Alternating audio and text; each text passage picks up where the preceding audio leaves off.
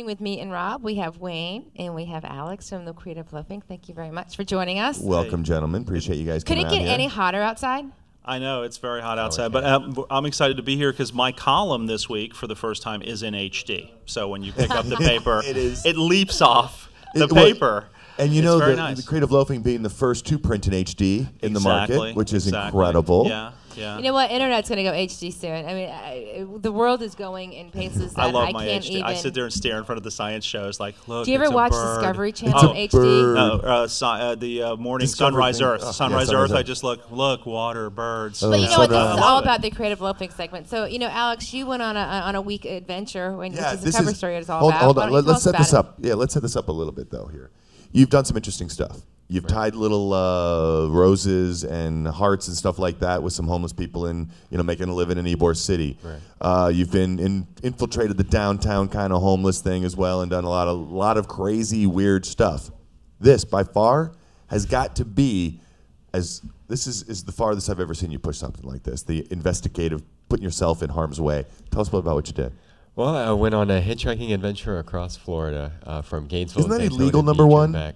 No, actually, state law, it's not illegal, but in certain communities, there may be ordinances against it, so you just kind of have to fly under the radar. But you went with somebody. You went with a couple I did. Of pals. I went with a veteran 25-year-old hitchhiker. He's been to 28 states in 16 months, covered 15,000 miles through train hopping and hitchhiking, so he kind of knows his stuff. Does he know how to look for the right cars? Like, hey, dude, let's not jump in there. They got a poodle or something like that. What do you do? He's kind of the guy that just goes right into it and will take any ride that he can. So that's pretty much what we did. Oh wow! And what's the most memorable? It was a week-long trip. What was the most memorable car ride or train hopping thing or that happened to you guys in your travels? We only hitchhiked to take out one thing, from the Hare Krishnas to the single mom who gave us Capri Suns to the van of thieves who picked us up and robbed Walmarts all the way through. I don't know if I can pick one out. It's a lot of interesting people out there. You know, I found the juxtaposition between the gospel rap or whatever it was that was going on in the van and then this whole crazy chaotic lifestyle that these people were living. And did you ever feel unsafe at all? The last ride with the van of thieves, it was definitely a little sketchy. We didn't know really what to do. I would have been a little nervous too. I would have hopped out when I found out that they were robbing Walmarts. That's true. Did they run in and show you, hey, did they give you like, hey, you want a hamburger? You want some candy bars? We stole some candy bars from Walmart? No, they tried to get us to take part in it in the beginning, and we wouldn't. They still let us stay, and they said they were going to Tampa, and we had already been sleeping outside and hadn't gotten a ride for like 24 hours. We were stuck in Orlando.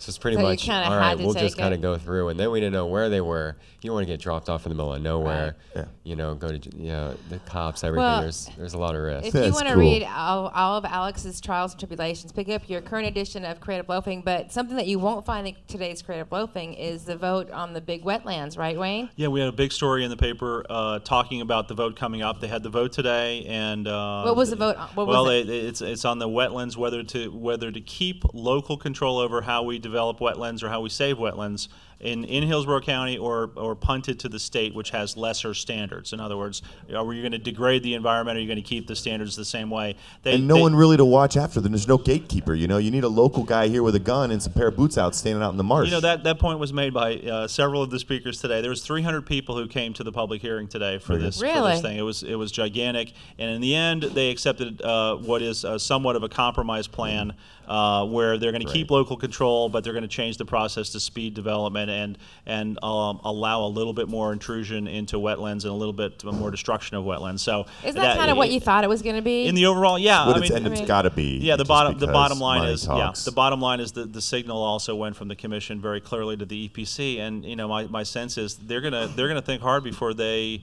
deny any developer the right to develop land in this area. So it's less about what they changed in the law and more about the signal that's been sent is really horrible to that group, for those who want to see some responsible development happen.